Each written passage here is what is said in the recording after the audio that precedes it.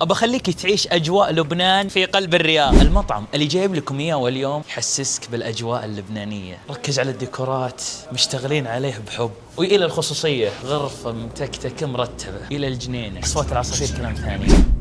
مطعم الريف اللبناني يقول لكم بمناسبة مرور 25 سنة على تواجدنا معكم، ترى أسعار عام 2000 رجعت لكم. ترى المطعم من 8 الصبح إلى 3 الليل يستقبلكم. اللي جازي بالمطعم إنه يعيشك تجربة رهيبة. بنفس المطعم حاطين لك جلسات داخلية وجلسات خارجية بالحديقة، ولو تبي جلسات مغلقة أنت وعائلك ترى موجود. أول طبق بنجربه اللي هو الفتوش، يجيبون لك إياه بهالشكل ويكسرونه عندك طازج يحبه قلبك.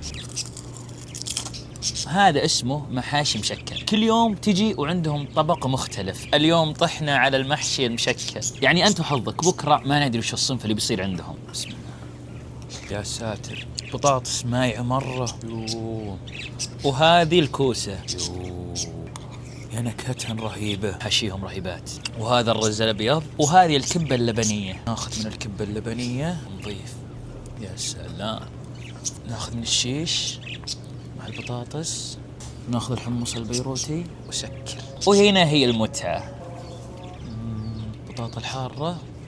وعاد هذا اسمه جمبري الريف، ضابطينه بخلطتهم الخاصة. ناخذ جمبري وناخذ من الصوص.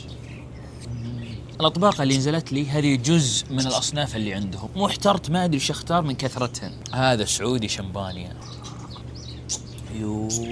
تقدر تجي وتنبسط أنت وأهلك أو أخوياك، والأسعار تبي تسعدك وترضيك. الجلسة جزت لي مرة. لا يفوتكم المطعم يا جماعة الخير، حطوه ببالك، الريف اللبناني موجود بحي العليا بشارع التحلية. تبون الصراحة يستاهل التجربة.